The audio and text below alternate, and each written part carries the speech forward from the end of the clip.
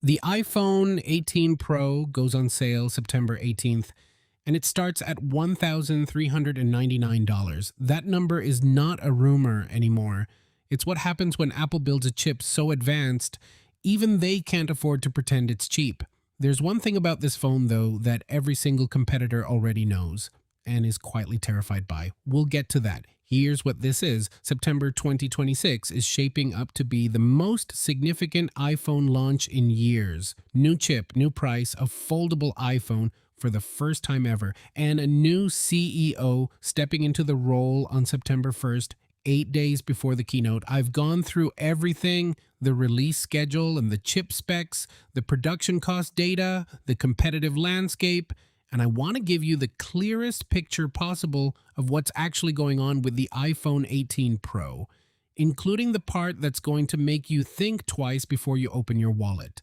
Let's start with the dates, because these are essentially locked. The keynote is Wednesday, September 9th, not a Tuesday, which is unusual.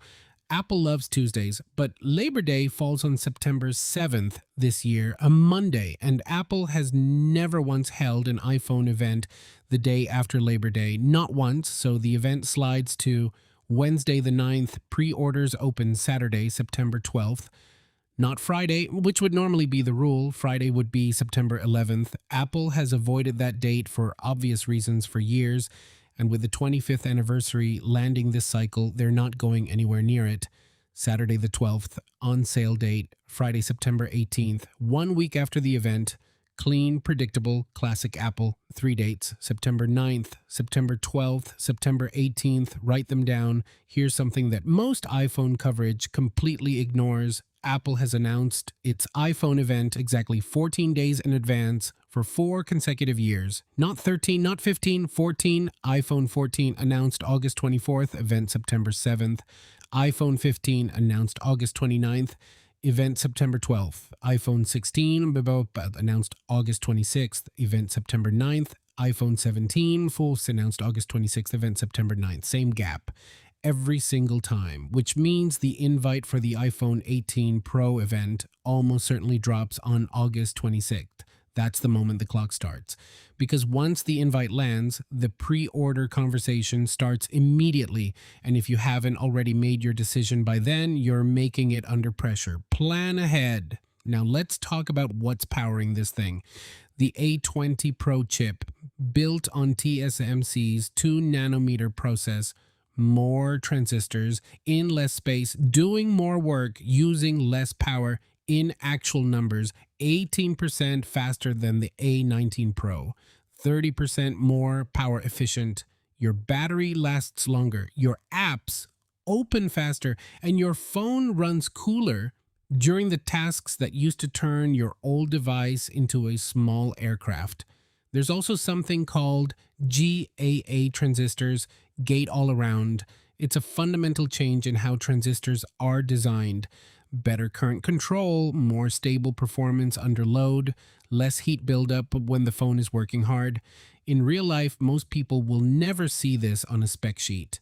They'll just notice their phone doesn't slow down, and they won't know why. That's kind of the point. Now, here's where it gets interesting, because the chip is genuinely impressive. But the chip is also why we need to talk about the price: $1,399. That is the rumored starting price of the iPhone 18 Pro Max.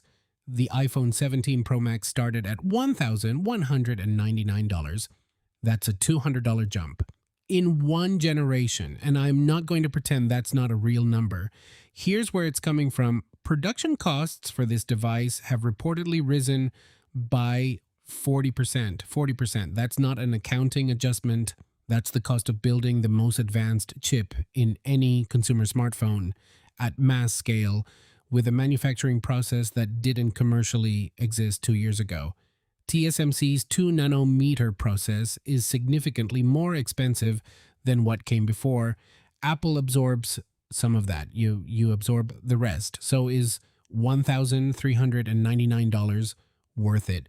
Depends entirely on who you are. If you edit video on your phone for work, this chip makes a measurable real-world difference, and the efficiency gains alone change what your workflow looks like. If you use your phone to scroll, stream, and take photos, honestly, you'd probably never feel the A20 Pro over the A19. That's not a knock on this phone. It's just the truth about where smartphone performance is right now. The gap between more than enough and the absolute best has never been more expensive to close. Okay, here's the part I promised you, the part nobody says out loud.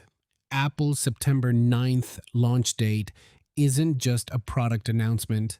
It's a competitive weapon. If a Berlin, one of the biggest consumer electronics events on earth, runs September 4th through September 8th, it ends the day before Apple's keynote. Every Android phone that launched at IFA, every headline it earned, every review that was starting to build momentum, buried. The moment Apple walks on stage, the conversation resets. Samsung delayed its Galaxy Z foldable lineup to get as much distance from Apple as possible.